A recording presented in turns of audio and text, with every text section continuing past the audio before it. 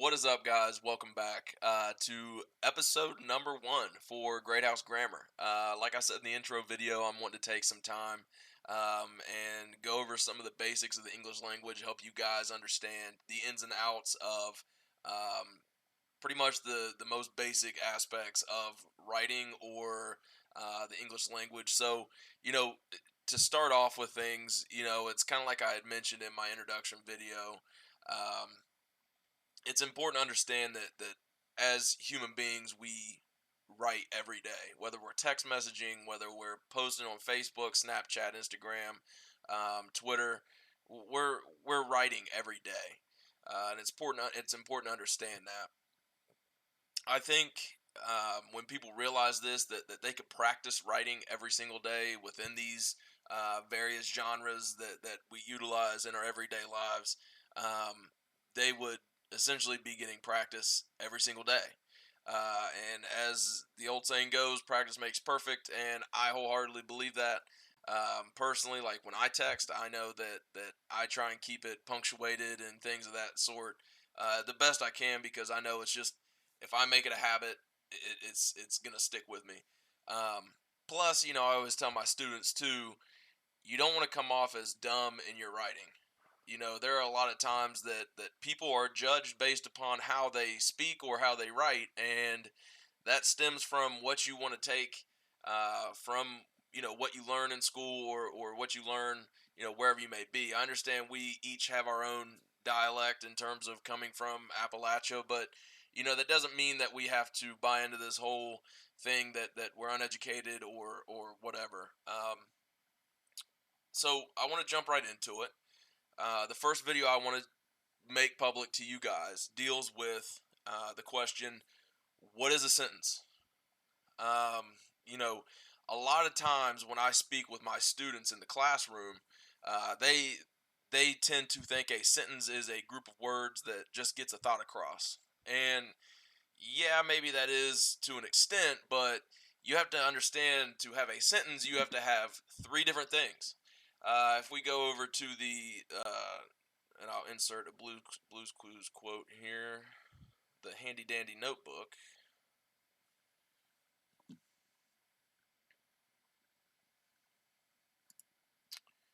Let's see here. You have to have three different things when you have a sentence. I hope you guys can see that. Zoomed in. It looks okay on my other monitor, so we're just going to roll with it. So for this, you have to have a subject. A subject is a noun. Okay, it can be a person, a place, a thing, idea, anything like that. Now you have two different types of nouns. Okay, you have a proper noun and a common noun. Now, like I said, I'm keeping this super simplistic for you guys to gain a better understanding what we're talking about here. A proper noun is usually a name of a place, a person, or anything that's specific. Okay, usually a big hint to give that away is that it's a capitalized word. So West Virginia would be a proper noun. Cody, Mr. Greathouse, that would be a proper noun. Now, you also have, on the other hand, a common noun, which is a general person, place, thing, or idea. So this could be the boy, the girl, the house. These are things that are just generalized, and they're not specific. Okay. Now, the second thing you need in a sentence is a verb. Everybody understands that a verb shows action, jump, run, things of that sort. And the third most important thing that a lot of people don't understand is that it has to be a complete thought, meaning, does your sentence make sense? A lot of times when I'm grading my students' writing, I tend to come across a lot of things called fragments. Now, what I think of as a fragment, and the first thing that I think of is, let's think of something exploding. Okay, when it explodes, it breaks up into smaller pieces, meaning they were fragments. They were once together to make one complete thought, but they're just small pieces now. So a fragment is just an unfinished piece of a sentence. And what I normally come across in terms of student writing, it's usually um, went to the mall. If we have a sentence that says went to the mall, that's not a sentence actually, it's a fragment. That's a piece of a sentence. Because whenever we sit here and we ask this question, does it make sense? We have to ask who went to the mall, right? So that is a fragment. Now, something else that some people tend to do, um, and excuse my my mechanical keyboard here, we have run-on sentences. A run-on sentence is numerous subjects, numerous verbs, and numerous complete thoughts all thrown in together. That's kind of just rambling on. Now, don't get me wrong, run-on sentences can be used, actually. A lot of people understand this, but a lot of times run-on sentences can be used to show somebody that's talking really fast. If you're writing a story and you're using a character that is just trying to explain something really fast, maybe he's panicked and he's rambling on and on and on, then you can utilize run-on sentences in your writing. But if we're talking formal writing, sitting down writing a paper, writing something in a resume, uh, run-on sentences are a no-go. All right. So run-on sentences, fragments, usually my students struggle with. Um, if you saw in the first video, I had the background of one of the worksheets that I utilized in my pandemic packet that we sent home because of the coronavirus. By the way, I hope everybody's washing their hands and staying healthy. So this comes from a workbook.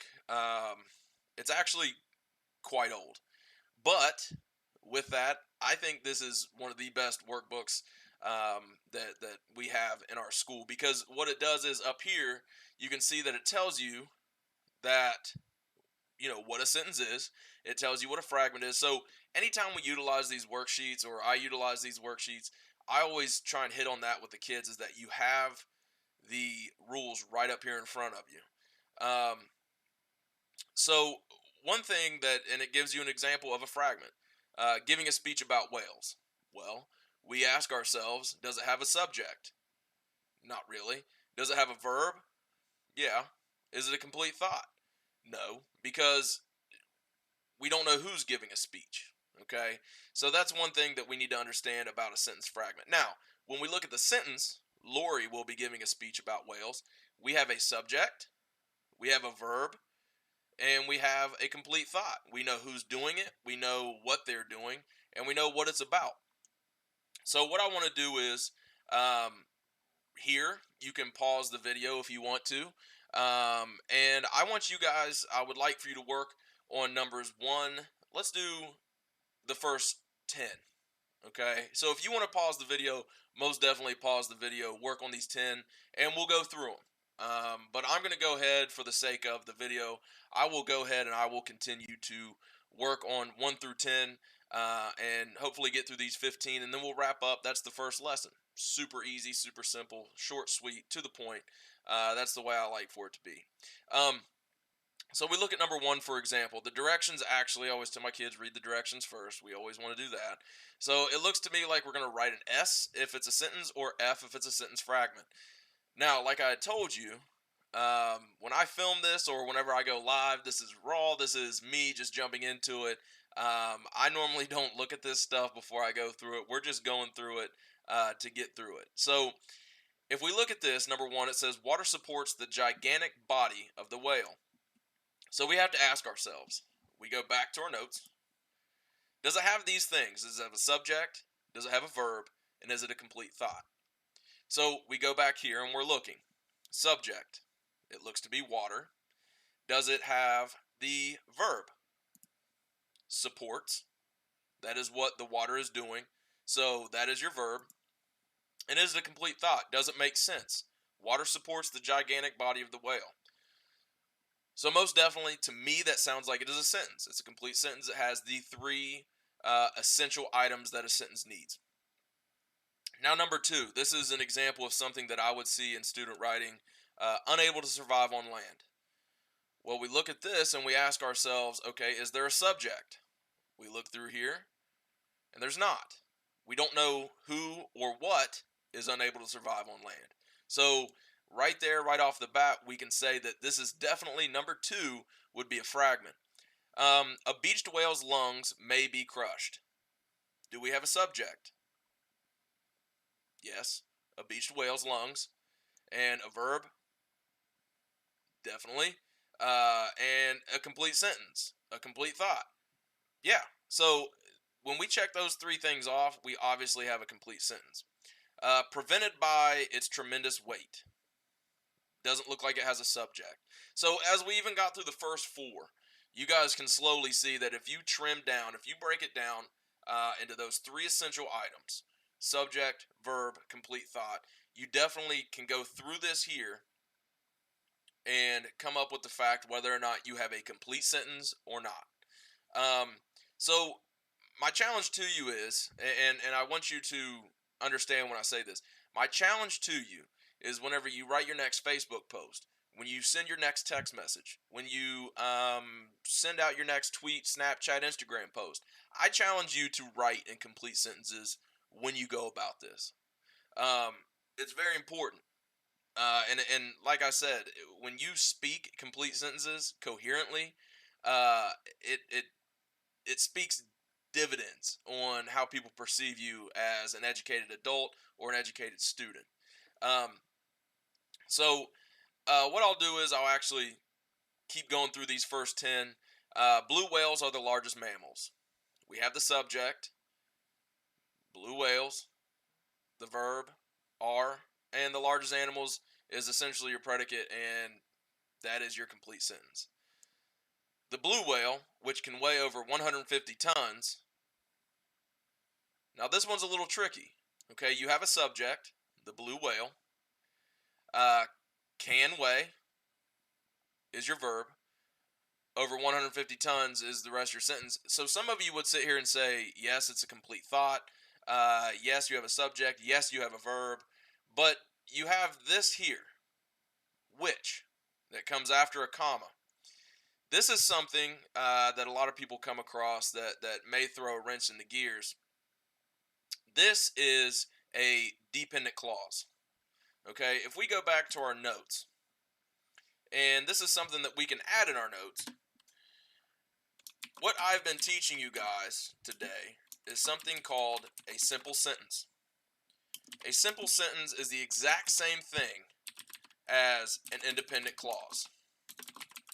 Now, when we think of the word independent, we think of something that can stand alone, something that can do all the work by itself. It's independent, right? One example that I always use with my students is a lot of my kids watch Family Guy or The Simpsons. So I think of these cartoon characters when I teach this because if I think of Peter Griffin or if I think of Homer Simpson, without their wives or without their families, everybody knows that they would not be able to function alone. Okay? So in essence, they are not independent. Um, a fragment can also be called, my typing's terrible, a dependent clause. Okay? That's the same thing as a piece of a sentence.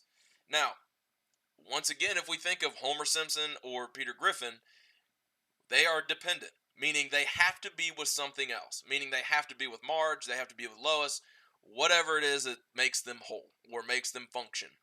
Okay? So if we go back to this example, the blue whale, which can weigh over 150 tons, what? It's not a complete thought. Some of you would think, yes, it is a complete thought, but it's actually not.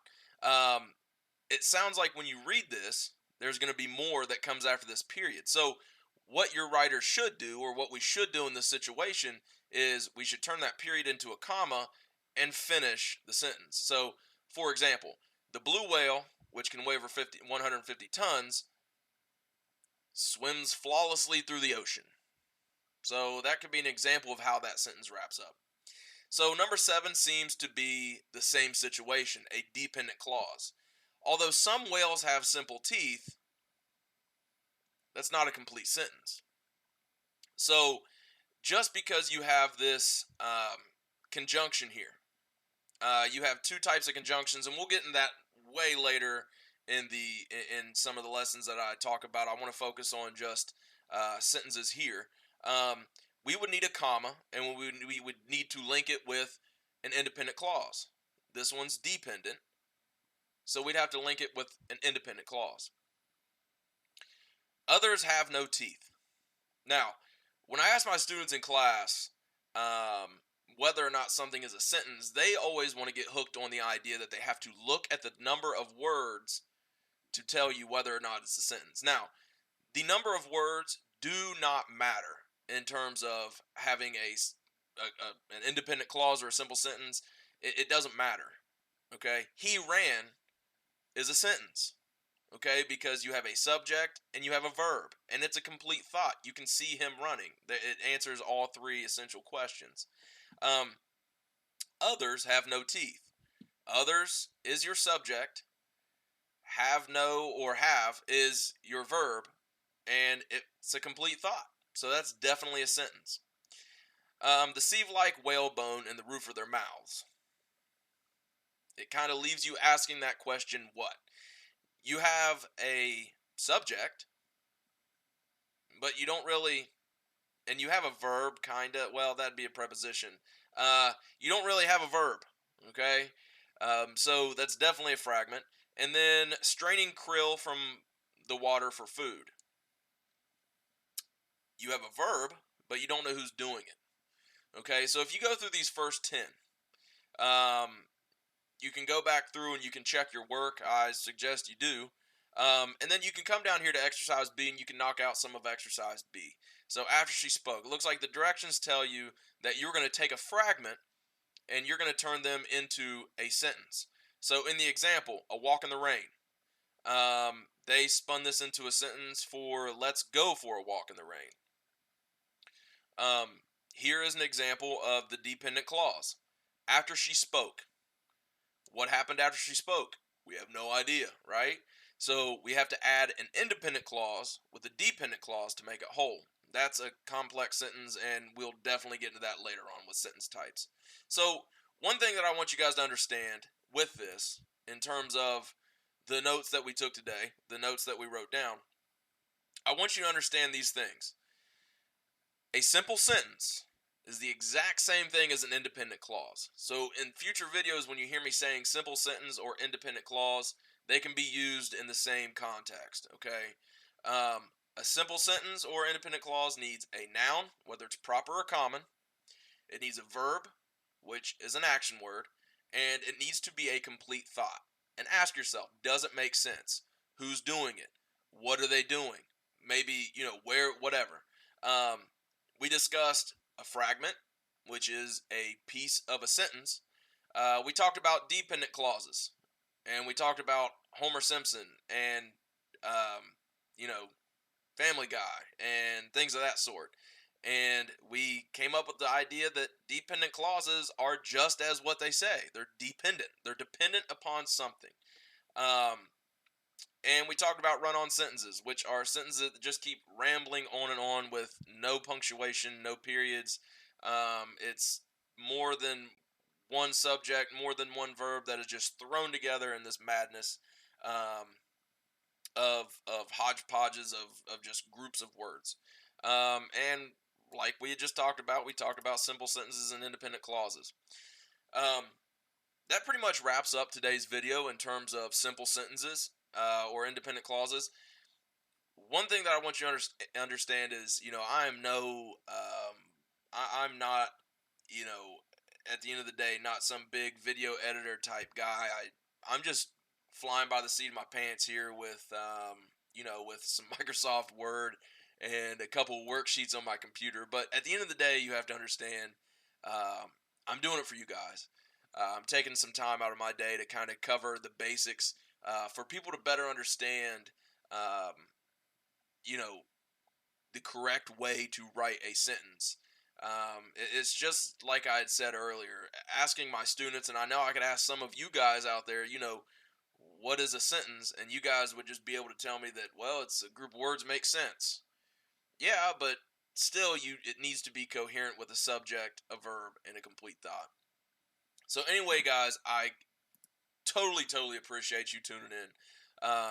If you want to share this, feel free to share it. If not, it's no big deal. If you want to watch this video and be like, this guy is terrible, whatever, it is all good with me. Like I said, I'm just doing this out of the kindness of my heart to one, to keep myself entertained, and to two, to kind of help you all better understand some things that maybe you have questions about. Um, like I had said in my intro video, if there ever comes a time where I'm stumped, you may see me stumble over my words here in some videos that I might just like catch something off guard. It might catch me off guard or whatever. I don't really go back and edit these videos, so you know you're seeing what you're seeing is what you're getting. Um, so at the end of the day, thank you guys for tuning in. I greatly appreciate it. And like I said, if you have a student, a child that wants to tune in and wants to hang out with me and ask questions throughout the course of my video, that's perfectly fine. You can comment on my YouTube page. You can send me a message, no matter an email, whatever. It doesn't matter to me. So, guys, once again, thank you so much for tuning in. Hopefully, you learned a little bit of something today. And tomorrow or here in the next couple days, I'll have another video, or I'll go live. I'm not sure yet. And we'll discuss compound sentences. And we'll get deeper into those independent clauses and putting them together and comma usage and blah, blah, blah. So, guys, thank you so much. And I will see you on the flip side. Wash your hands. Don't cough or sneeze on people. And stay home, preferably in your basement, surrounded by all your man cave stuff. Thank you guys. Peace out.